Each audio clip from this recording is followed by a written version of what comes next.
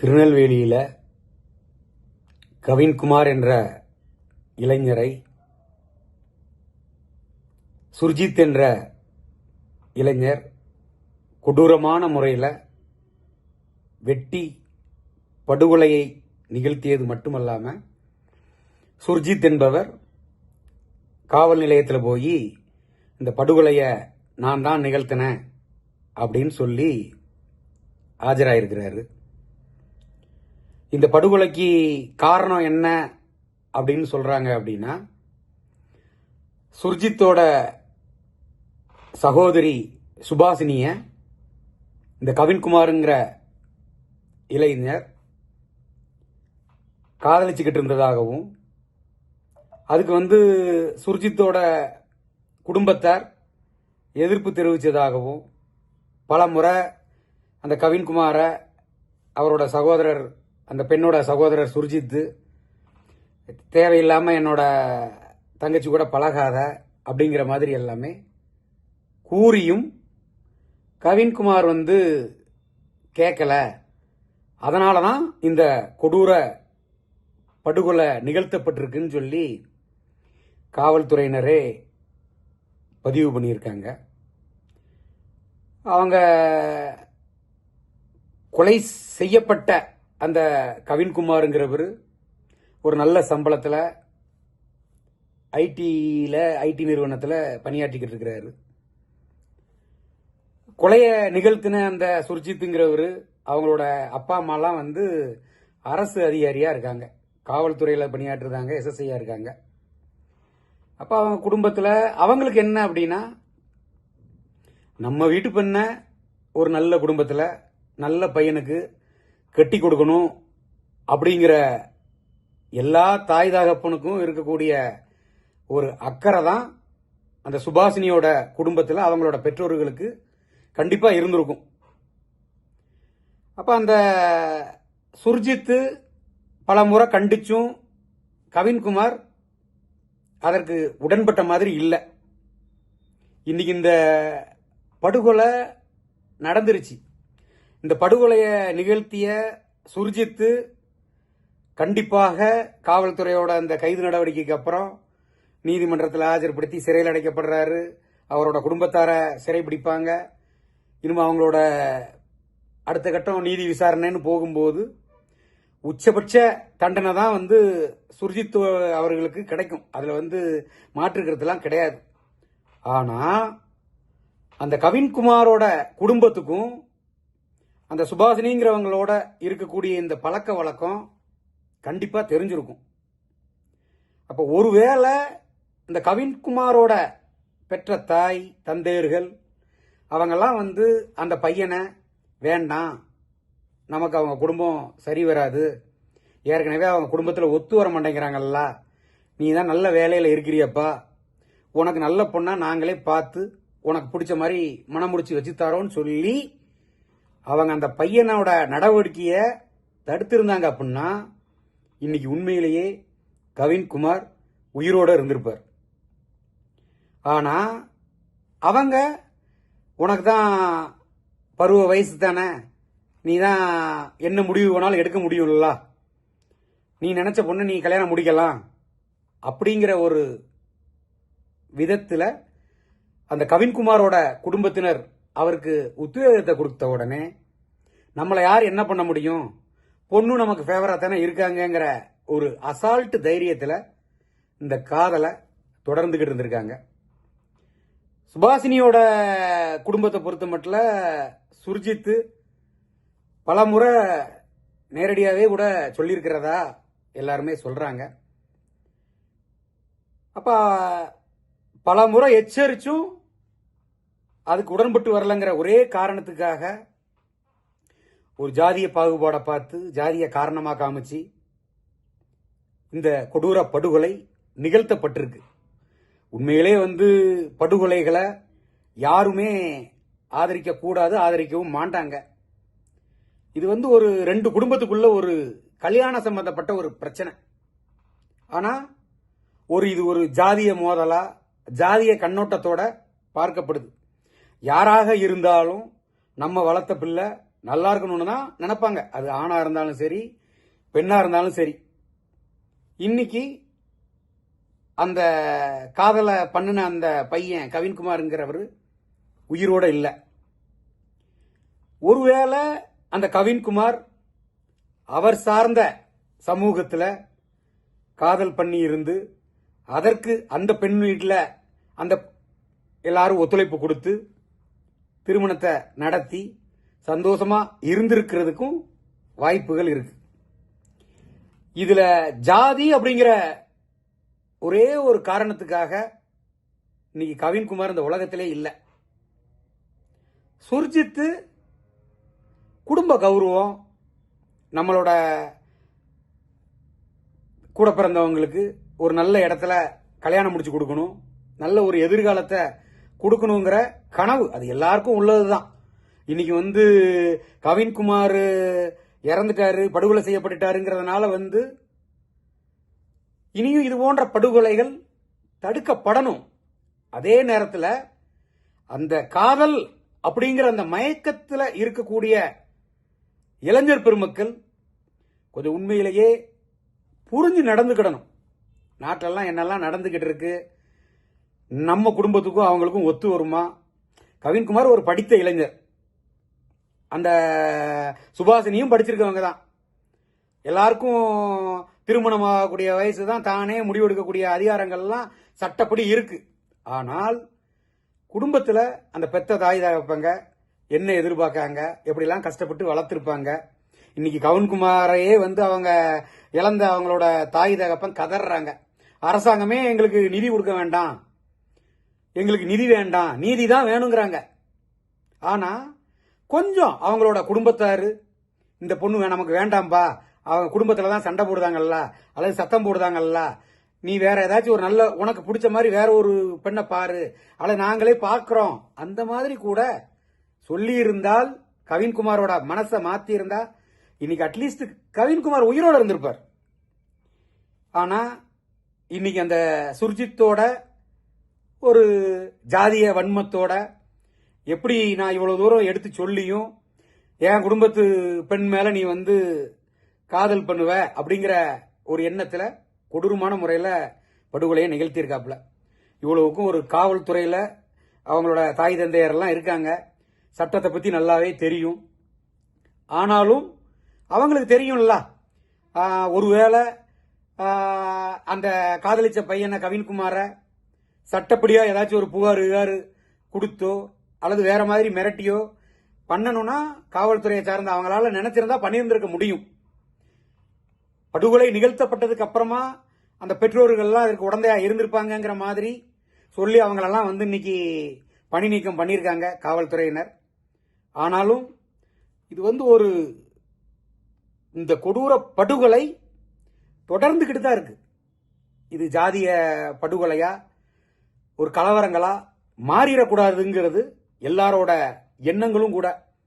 என்னதான் பொருளாதாரத்தில் எல்லார விடவும் நம்ம உயர்ந்திருக்கிறோம் அப்படின்னு சொல்லி பெருமை பேசக்கூடிய எந்த சாதியை சார்ந்தவங்களா இருந்தாலும் சரி, அந்தந்த ஜாதியை சார்ந்த, அது ஆணா இருக்கட்டும் பெண்ணா இருக்கட்டும், அந்தந்த குடும்பத்துக்கு அந்தந்த சமூகத்துக்குன்னு சொல்லி ஒரு சில வரைமுறைகள், ஒரு சில கட்டுப்பாடுகள்லாம் இருக்கத்தான் செய்யும். ஒரு சில முறைகள் இருக்கும், திருமணத்துக்கே பல சம்பிரதாயங்கள் இருக்கும். பல இடங்கள்ல இந்த மாதிரி பிற ஜாதிய பெண்களோடு ஒரு ஜாதிய கண்ணோட்டத்தோடு ஒரு ஜாதிய படுகொலைகள் நடக்காம தடுக்கணும் அப்படின்னா இது போன்ற காதல் திருமணங்கள் எல்லாம் தடுக்கப்படணும்னு சொல்லி பல தலைவர்கள் பலர் மேடைகள்லையும் பல இடங்கள்லையும் தொடர்ந்து பேசிக்கிட்டு தான் இருக்காங்க. ஒவ்வொரு படுகொலைகள் நடத்தப்படும் போது அப்புறம் அதுக்கு வேதனை தெரிவிக்கிறதும் வருத்தங்கள் தெரிவிக்கிறதும் போராட்டம் ஆர்ப்பாட்டம் சொல்லி இது ஒரு தொடர்கதையா போய்கிட்டு இருக்கு. எல்லா பெற்றோர்களுமே குறிப்பா பெண்களை பெற்றிருக்கக்கூடிய தாய்மார்கள் கொஞ்சம் அந்த பெண்களை பொறுப்போட நம்ம சமுதாயத்தை குறித்து நம்மளுடைய ஜாதி குறித்து நம்மளோட குடும்ப சூழ்நிலை குறித்தெல்லாம் அவங்களுக்கு புரிய வச்சு வளர்க்கணும். அந்த புரிதல்கள் அந்த பெண்களுக்கு வரும்போது அவங்க ஒரு மாற்று சமூகத்தை சார்ந்தவனோ அல்ல வேற யாரோ ஒரு காதல் அப்படிங்கிற போர்வையில் வரும்போது ஒரு புத்திசாலித்தனமா அதை அந்த பெண்கள் பெண் பிள்ளைகள் கையாளுவதற்கு ஏதுவான வகையில் அந்த குடும்பத்தார் அந்த பெண்களுக்கு நல்ல அறிவுரைகளை கூறி வளர்த்தாலே இது போன்ற கொடூர படுகொலைகள் கண்டிப்பாக தவிர்க்கப்படும் அப்படிங்கிற மாதிரி தான் நான் கருதுறேன். கவின்குமார இழந்து வாழக்கூடிய அந்த குடும்பத்தாருக்கு உண்மையிலே ஆழ்ந்த இரங்கல் இந்த நேரத்தில் நான் தெரிவிச்சுக்கிறேன். கொடூரமான முறையில் தாக்கப்பட்டு உயிரிழந்திருக்காரு. சாகக்கூடிய வயசு கிடையாது. அவருக்கு எதிர்காலம் நல்லா இருந்திருக்கணும். தேவையில்லாத ஒரு பெண் சகவாசத்தினால இன்னைக்கு தன்னோட உயிரை பறி கொடுத்துட்டாரு. சுர்ஜித்து தன்னோட ஜாதி பெருமையோட இதுல இந்த கொடூர படுகொலையை நிகழ்த்தினதுனால தன்னோட குடும்பம் கௌரவமா வாழணும், நம்ம சமூகமும் சரி நம்ம உறவுக்காரங்களும் சரி நம்ம குடும்பத்து பெண்ணு வேற ஒரு சமூகத்து பையனை ஒரு காதலிச்சு ஓடி போய் கல்யாணம் முடிச்சிட்டா அல்லது திருமணத்தை முடிச்சு வச்சாலும் அது ஒரு கேலி கூத்தாயிருங்கிற ஒரு எண்ணத்துல இந்த கொடூர படுகொலையை பண்ணிட்டாரு. அவருக்கு நீதிமன்றம் கண்டிப்பா, ஏன்னா அந்த படுகொலைக்கு ஆதாரங்கள் எல்லாமே இருக்கிறதுனால கண்டிப்பாக நீதிமன்றம் கடுமையான தண்டனையைத்தான் வழங்குவாங்க. அதுல மாற்று கருத்து கிடையாது. இப்ப சுர்ஜித்தோட குடும்பமும் சின்னாபின்னமாயி போச்சு. கவின்குமாரோட குடும்பமும் கவின்குமார இழந்து உண்மையிலேயே சின்னாபின்னமாயி கிடக்கு. காரணம், ஒரு பெண், அதுவும் காதலுங்கிற அந்த மாய வலையில இன்னைக்கு உயிர் போய் அந்த உயிரை கொன்னெடுத்த அந்த கொலையாளியும் இன்னைக்கு சிறையில் வாழ்நாள் முழுவதும் இனிமே கஷ்டத்தை மட்டும்தான் அனுபவிக்கக்கூடிய ஒரு சூழ்நிலை. இது போன்ற கலப்பு திருமணங்கள் அல்லது இது போன்ற காதல்ங்கிற பெயரில் உள்ள இந்த பிரச்சனைகளுக்கு தீர்வு தான் என்ன அப்படின்னா, இப்பெல்லாம் படிச்சிருக்காங்க, எல்லாரும் படிச்சிருக்காங்க, விழிப்புணர்வு தேவை.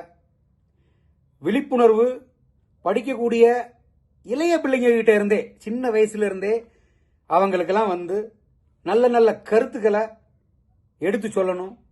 நாட்டில் நடக்கக்கூடிய விஷயங்கள், அக்கம் பக்கத்தில் நடக்கக்கூடிய விஷயங்கள், கொடூரமான விஷயங்கள்லாம் என்னென்னலாம் எந்த மாதிரிலாம் நடந்திருக்கு, எதனால நடந்திருக்கு அப்படிங்கிற விஷயங்கள் எல்லாம் எடுத்து சொல்லணும். ஏன்னா படிச்சிருக்கக்கூடிய இவங்களே இது போன்ற ஒரு கொடூர படுகொலைய செய்ய தோணுது அப்படின்னா ஜாதி தான். திரும்ப திரும்ப திரும்ப எல்லாரும் சொல்லக்கூடியது, வனத்தில் மேய்ஞ்சாலும் இனத்தில் சேரணும் அப்படின்னு சொல்லுவாங்க. இது எல்லாருக்குமே பொருந்தக்கூடியது தான். ஈஸியா சொல்லிடுவாங்க, ஜாதி கிடையாது, மதம் கிடையாது, இனம் கிடையாது, எல்லாரும் சமந்தான் அப்படின்னு சொல்லிடுவாங்க.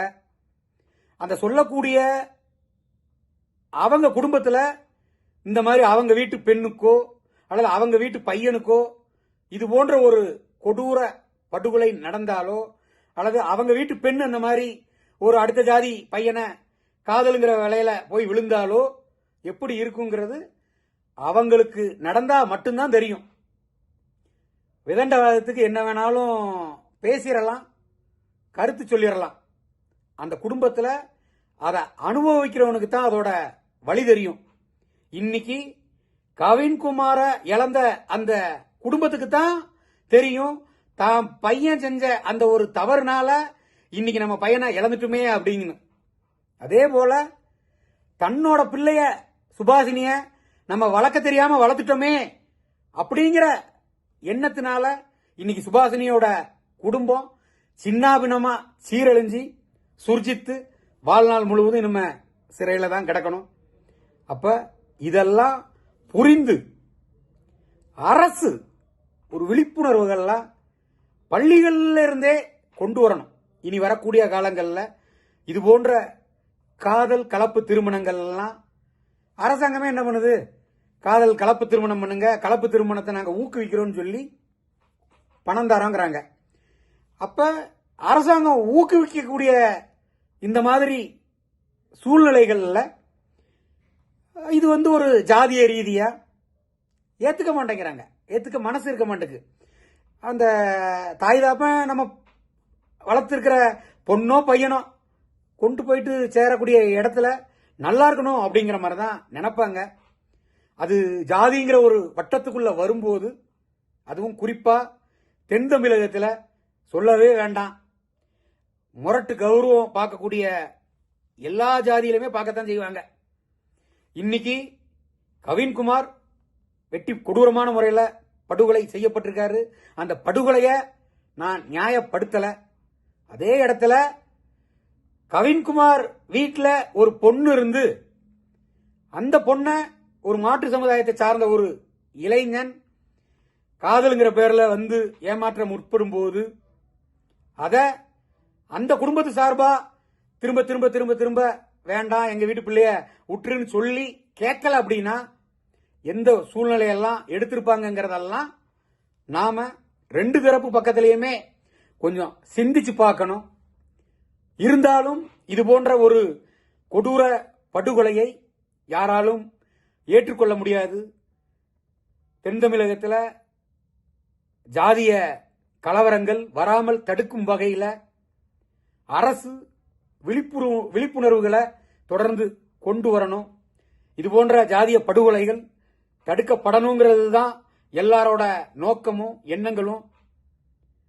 அனைவரும் குடும்பத்தில் பெற்ற பிள்ளைகளை நல்ல ஒழுக்கத்தோட வளர்த்தாலே இது போன்ற அசம்பாவிதங்கள் நடக்காம தடுக்கப்படும் அப்படிங்கிறது தான் இந்த நேரத்தில் என்னோட கருத்தா நான் கூற கடமைப்படுறேங்க.